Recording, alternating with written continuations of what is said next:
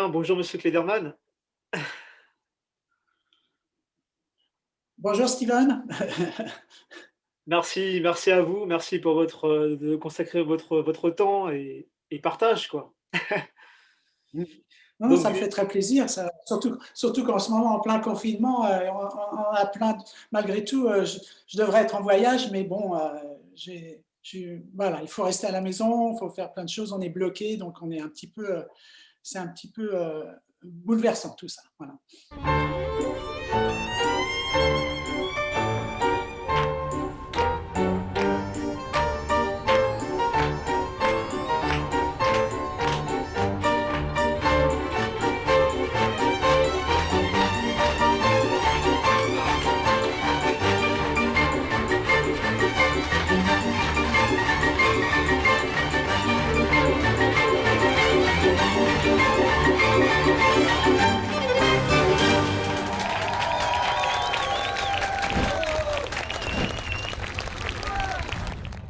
vous êtes un pianiste de renommée mondiale, justement, pour nos internautes, pour nos jeunes camarades, est-ce que vous pouvez vous présenter justement pour eux? Oui, alors voilà, moi je me présente. En fin de compte, je m'appelle Philippe Pagès et j'ai un pseudonyme depuis 40 ans qui me suit maintenant. Donc Richard Klederman. Et j'ai toujours été passionné par la musique, j'ai toujours été passionné par le piano. Et il y a 40 ans, j'ai rencontré deux producteurs talentueux qui sont Olivier Toussaint et Paul de Senneville, qui m'ont permis d'enregistrer mon premier disque, mon premier enregistrement. Et voilà comment l'aventure a commencé il y a près de 40 ans maintenant. Justement, quels ont été les éléments déclencheurs de votre passion pour la musique? Alors pour la musique, vous savez, j'ai commencé très tôt, j'avais 5 ans. 5 ans. Il y avait un piano à la maison. Mon père enseignait la musique. Donc tout naturellement, je me suis dirigé vers ce piano droit qui était tout simple. Voilà, c'était pas un piano à queue. Nous vivions dans un petit appartement avec mes parents. Et puis j'ai toujours été passionné par le piano et passionné par tous les élèves qui venaient à la maison étudier avec mon père. Donc, il y avait cet environnement musical toute la journée. Et puis, depuis l'âge de 5 ans, j'étais vraiment attiré par la musique, par le piano. Et puis mon père a eu l'extrême gentillesse de me donner mes premiers cours. Voilà, donc c'était très intéressant pour moi. Justement, la musique, qu'est-ce que ça vous procure, vous, à titre personnel? Ah, alors donc je dois dire que depuis tout petit, donc j'étais attiré par la musique. Ça me permettait de m'évader un petit peu, de m'asseoir au piano, de travailler, comment dirais-je, à la limite, j'étais assez solitaire malgré tout, donc le piano m'a amené beaucoup, beaucoup, beaucoup de beaux moments. Et c'est à partir de l'âge de 15-16 ans où j'ai commencé à vouloir jouer avec d'autres musiciens et me dire peut-être que je pourrais envisager de faire une carrière ou en tout cas de vivre de cette passion qui était le piano et puis qui était la musique. Donc vous avez une formation, classique. Comment vous êtes passé du classique à justement la variété? C'était quoi Alors, l'élément alors déclencheur? ouais, l'élément déclencheur, je crois que tout s'est fait un petit peu naturellement, c'est-à-dire que vers 15-16 ans, lorsque j'ai commencé à jouer avec d'autres musiciens, j'essayais avec ces autres musiciens c'était des groupes dans lesquels j'appartenais, et j'ai commencé à gagner ma vie avec la musique. Donc, pour gagner sa vie, donc, il fallait faire plutôt des orchestres de danse. Je me rappelle, je faisais du bal avec les plus jeunes de l'orchestre, c'était toujours très intéressant, et je jouais avec des musiciens beaucoup plus âgés. Et j'ai beaucoup appris à ce moment-là. Et en fin de compte, toute cette musique classique, toutes ces études classiques m'ont beaucoup apporté. Mais j'avais quand même envie de faire autre chose. C'est-à-dire, j'étais plus passionné par la musique que j'entendais à la radio, que j'écoutais. Voilà, tout s'est fait un petit peu naturellement, je dois dire. Ouais. Donc généralement, c'est des musiques, romantiques, dit romantiques, donc justement, pourquoi avoir choisi ce thème? Ce sont des musiques qui sont inspirées de votre, vie personnelle ou de parcours de vie que vous avez rencontrés? Alors curieusement, c'est-à-dire c'est une musique qui, lorsque j'ai rencontré mes producteurs, ils avaient composé ce morceau qui s'appelait Ballade pour Adeline, qui ne s'appelait pas encore Ballade pour Adeline, c'était une petite mélodie toute gentille.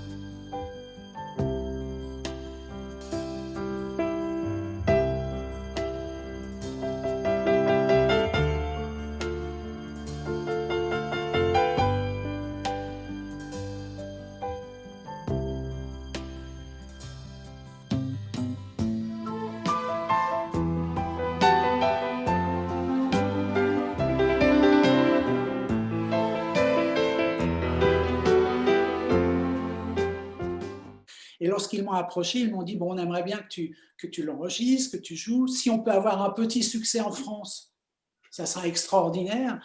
Donc, je me suis plié à leur désir. Donc, on a enregistré ce morceau. Et c'était un morceau donc, qui se prêtait vraiment bien pour le piano.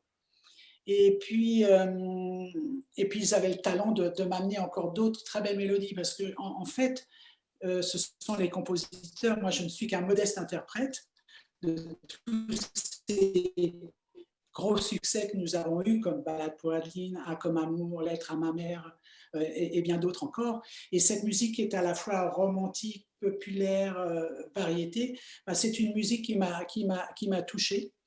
Et puis, année après année, c'est quelque chose qui me touchait de plus en plus, et donc ce que je faisais avec énormément de plaisir et énormément de joie. Voilà. Justement, aujourd'hui, qu'est-ce qui vous pousse toujours à continuer à jouer? Alors, c'est vrai que les années ont passé et je m'aperçois qu'après 40 ans, après 40 ans de tournée, j'ai toujours adoré voyager. Donc, c'est vrai que ce morceau, Ballade pour Adeline, m'a permis de passer les frontières plus facilement qu'un chanteur, puisqu'il n'y a pas de paroles, c'est un instrumental. Et donc, j'ai commencé à voyager. Donc, j'ai eu beaucoup de succès déjà en Espagne. L'Espagne m'a amené toute l'Amérique du Sud, c'est-à-dire le Brésil, l'Argentine, le Chili, la Colombie, le Pérou, le Mexique. Ensuite, j'ai eu beaucoup de succès en Allemagne, l'Allemagne qui m'a apporté beaucoup de pays d'Europe. L'Angleterre, la France, bien sûr, qui a été un moment important il y a pas mal de temps.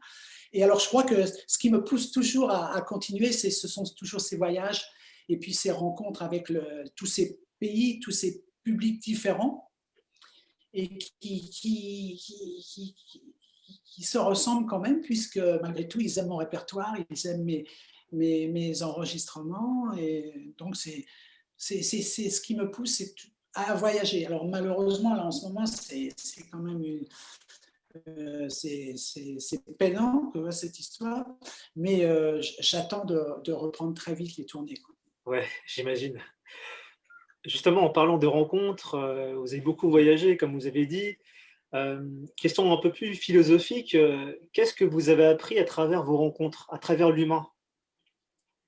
Ah, alors à travers l'humain, c'est-à-dire que tous ces pays qui m'accueillent à bras ouverts, ce sont des gens de culture, de coutumes tellement différents, mais qui ont un amour pour la musique. Alors moi, ce que j'essaye d'apporter ce que je peux apporter, c'est simplement du plaisir lorsqu'ils m'écoutent.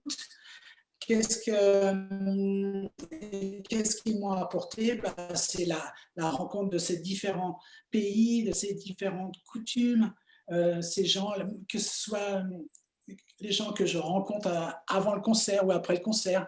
Et pendant le concert, c'est extraordinaire parce qu'ils réagissent quand même, je dirais, 9 fois sur 10, toujours au même moment, et ils ont des réactions, euh, euh, je dirais, spontanées, et puis des gens qui vibrent à l'écoute de certaines de mes mélodies, quoi. Voilà, donc et alors, c'est à moi de leur amener, parce qu'en concert, je joue bien sûr tous ces morceaux romantiques, ces morceaux avec lesquels j'ai eu du succès, mais j'essaye aussi de diversifier en faisant des medleys, en reprenant des thèmes de musique de films, des grands blockbusters. et puis des musiques peut-être parfois beaucoup plus rapides pour que le concert, que je reste pas pendant 2 heures à jouer des choses trop lentes et romantiques, comme vous disiez.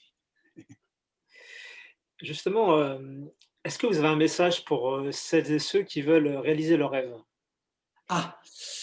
Alors, je dirais que en prenant exemple, mon exemple, c'est-à-dire que depuis tout petit, donc j'ai étudié très jeune, mais j'espérais continuer à faire de la musique, c'est-à-dire même lorsque j'avais 10 ans, 15 ans, je me disais: «Il faut que je continue et il faut que» donc c'est beaucoup de travail, j'ai beaucoup travaillé, je me suis donné beaucoup, même, énormément, parce que c'est un métier difficile. Alors on apprend beaucoup, surtout dans ce milieu un peu accompagnement, tout ça, ce sont c'est pas évident, il faut se faire sa place, faut se faire une place, faut rencontrer des personnes. Donc, les seuls petits conseils que je pourrais donner, c'est toujours continuer que ce soit le piano ou un autre instrument, ou la peinture, ou l'écriture, bah, c'est toujours croire un petit peu en son futur destin et puis être toujours optimiste. Voilà, voilà. Mais bon, c'est toujours difficile. Et puis, et ce qu'il y a d'incroyable, c'est qu'il y a des milliers de pianistes à travers le monde. Et puis, des milliers de pianistes qui jouent divinement bien, beaucoup mieux que moi. Bon, j'ai eu la chance d'avoir ce succès. Donc, il faut toujours croire en quelque chose. Il faut toujours croire à sa bonne étoile, je dirais. Voilà. Est-ce que, vous voulez remercier des personnes qui ont fait de vous ce que vous êtes en tant que valeur? Oh, tout à fait, tout à fait. C'est-à-dire que sans rencontre, sans avoir, si je n'avais pas rencontré mes producteurs, je sais pas, je pense que je continuais toujours dans la musique, mais j'aurais pas eu ce succès. Ils m'ont beaucoup apporté. Déjà, mes premiers enregistrements, ils étaient à la tête d'une super maison de disques, donc c'était un peu plus facile pour moi d'accéder à cette maison de disques. Et alors, non, je les remercie grandement. C'est extraordinaire de les avoir rencontrés. Et encore maintenant, à 40 ans après, nous continuons à faire une équipe ensemble. C'est rare des fois, après 40 ans, de continuer à travailler ensemble. Donc ça, je les remercie grandement. Et ce que je peux remercier aussi, c'est ce public à travers le monde qui m'accueille en Asie, en Amérique du Sud, en Europe, et de faire les plus belles scènes du monde, se produire sur des scènes extraordinaires et puis jouer parfois devant 1000, 2000, 4000, 15 000, 20 000 personnes, surtout pour un pianiste, c'est extraordinaire de se retrouver dans, dans, voilà, dans tous ces pays et puis dans sur ces scènes extraordinaires. Ouais. Alors aujourd'hui, en vue de cette situation un peu spéciale, en tant qu'artiste, est-ce que vous avez eu, vous voulez mettre en place des nouvelles choses? Peut-être, vous avez eu peut-être eu le temps de réfléchir entre-temps? Alors oui, alors on m'a parlé de certains concerts en streaming, tout ça. C'est pas évident, c'est-à-dire il faut aller dans un studio, il faut qu'il y ait les caméramans, faut qu'il y ait le son, la lumière et tout ça. Donc, euh, ce que j'essaye de faire en ce moment, c'est simplement envoyer des messages à mes fans dans différents pays, jouer quelques morceaux comme ça, et puis et simplement espérer que ça reprenne. Mais je sais que toutes mes tournées ont été annulées et reportées, et je pense que je reprendrai pas avant encore, au moins pas avant le 2021, fin mai, début juin. Maintenant, ça y est, les promoteurs reviennent vers nous et puis ils veulent organiser des concerts, mais dans quelles conditions, on va bien voir. Voilà, voilà. Donc, rechanger, j'attends. À la limite, je peux me permettre encore d'attendre un petit peu, puisque ce que je veux, c'est quand même être sur scène et vibrer avec le public. Voilà, c'est ça, voilà. Est-il plus facile de conquérir un public étranger ou un public français? C'est plus difficile à Alors, ça, éviter? c'est une bonne question. C'est vrai que euh, j'ai eu beaucoup de succès en France, mais c'est toujours parfois difficile d'expliquer le succès que j'ai à l'étranger. Et je dois dire que à l'étranger, c'était beaucoup plus facile. Je ne sais pas pourquoi, c'était beaucoup plus facile. Même maintenant encore, mon oncle, même si je fais pas de concerts et de tournées en France parce que j'ai tellement un programme chargé à l'étranger, euh, même encore maintenant, mon nom est toujours connu en France, même si je fais pas trop de télévision, même pas du tout, hein. Bah, c'est pour ça, merci. Aujourd'hui, grâce à vous, on peut en savoir un peu plus sur ce que je fais maintenant. Et non, non, alors plus facile peut-être, c'est-à-dire que j'avais pas la barrière de la langue, et puis les gens ont tout de suite accroché avec ces mélodies, avec ma personnalité, avec ma façon de jouer mes interprétations. Donc peut-être ça a été beaucoup plus facile. Hein. Curieusement, ça a été plus facile. Voilà. À cause de cette musique instrumentale. Mmh. Alors, pour finir, est-ce que vous voulez évoquer un thème qui vous tient à cœur? Pour conclure. Ah, alors un thème qui, ouais, pour conclure, bah, écoutez, bon, il y a toujours, il y a toujours la musique qui prend tout mon temps. Vous voyez, une journée comme aujourd'hui, je passe ma matinée à travailler mon piano, à travailler des nouveaux morceaux, à penser à mes futurs concerts, mes futurs répertoires. Et sans ça, il n'y a que la musique, quoi. Il n'y a que la musique. Alors, j'ai ma petite famille, hein, j'ai mon épouse, mais la musique me prend beaucoup de temps. Alors, les thèmes un thème que j'adore lire, bon, mais ce que j'adore, c'est surtout les biographies, les autobiographies. Donc, je suis un passionné de toutes mes idoles. Je pense à des livres comme sur la vie de John Lennon, Paul McCartney, Janis Joplin. Et puis, ça, ce sont mes thèmes, ce sont des livres avec lesquels je m'évade beaucoup, quoi, parce que je continue à apprendre beaucoup sur leur personnalité. Et puis, voilà, la lecture, puis les films un petit peu. Bon. En fin de compte, c'est assez... sans mes voyages, je suis un petit peu casanier, je suis à la maison, je pense à ma musique, je pense à mon métier, et puis et j'espère que tout va bien repartir assez vite, quoi, pour pouvoir rebouger, être bien, rencontrer mes fans et mes nouveaux fans. Et puis ce qu'il y a d'extraordinaire, c'est que maintenant, depuis quelques temps, je m'aperçois que mon public est de plus en plus jeune, curieusement. Moi, je vieillis, mais mon public est de plus en plus jeune. Ce sont des enfants qui commencent à étudier le piano, qui sont passionnés par la musique. Donc, je m'aperçois que pendant mes concerts, il y a les parents, bien sûr, mais qui sont avec les enfants et des enfants qui commencent à étudier la musique et qui sont passionnés éventuellement par ma carrière, qui se disent, tiens, on va peut-être faire la même chose. Et j'en suis heureux et ravi. Oui, parce qu'en écoutant vos musiques, c'est intemporel, en fait. Je veux dire, dans 10, 20 ans, ça sera pas démodé, quoi. C'est ça qui est assez Oui, incroyable. oui, c'est ce que je ressens également. Et c'est vrai que Ballade pour Aline, qui a été composée en 1976, c'est-à-dire encore maintenant, lorsque je le joue sur scène, alors je le joue différemment. Je le joue soit avec un grand orchestre ou en piano solo ou avec une rythmique. Les gens sont toujours touchés par certaines mélodies et qui ont été composées il y a 40 ans. Quoi. Ah, C'est extraordinaire. Non, non, c'est extraordinaire. Donc j'espère pouvoir continuer encore une bonne dizaine d'années et puis d'avoir toujours un public fidèle et un public qui aime venir m'écouter, que ce soit en Asie ou en Europe ou aux États-Unis. bon, bah, en tout cas, sur ce, monsieur Klederman, merci beaucoup pour ce moment de partage et puis, continuez à partager justement, cette musique. On en a besoin en plus en ce moment. On a besoin de chaleur C'est humaine. vrai, on en a besoin. En tout cas, merci de m'avoir accueilli aujourd'hui. Je vous souhaite plein de belles choses avec Racines Solaires. C'est Merci. vrai que j'ai parcouru tous vos programmes Ah oui, et c'est très intéressant et je vous souhaite beaucoup de succès à vous.